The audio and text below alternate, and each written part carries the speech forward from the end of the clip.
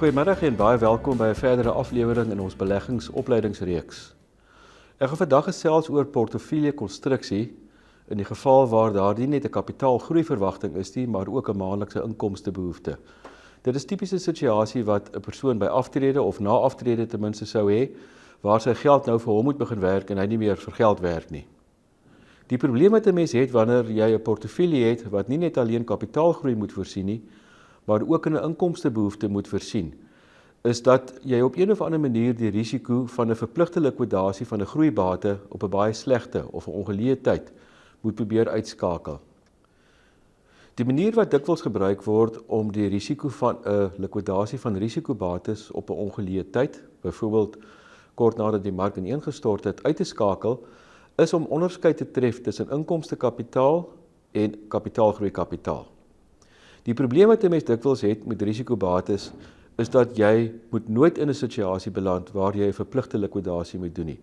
Met ander woorde, op een of ander manier moet ons vir jou tyd koop sodat die portefeulje kan herstel na 'n terugsakking.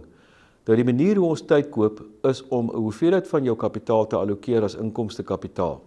Kom ons neem 'n voorbeeld. Kom ons sê byvoorbeeld jou jaarlikse inkomstebehoefte beloop R100,000. Indien ons byvoorbeeld 500,000, met ander woorde 5 maal R100,000 eenkant sou gooi, dit baie veilig belê en dit as inkomstekapitaal klassifiseer, kan ons die balans van jou beleggingskapitaal gebruik om vir jou kapitaalgroei te verkry. Ons het deur dit so te doen 'n 5 jaar periode tyd gekoop, wat in die meeste omstandighede in die verlede voldoende was vir 'n portefeulje wat teruggesak het om ordentlik te herstel en by sy verwagte langtermyngroei uit te kom.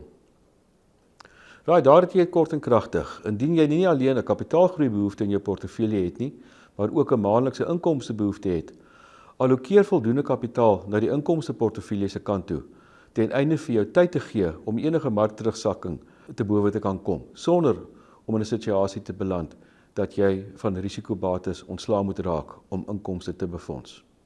Baie dankie vir jou saamkyk vandag, tot 'n volgende keer. Totsiens.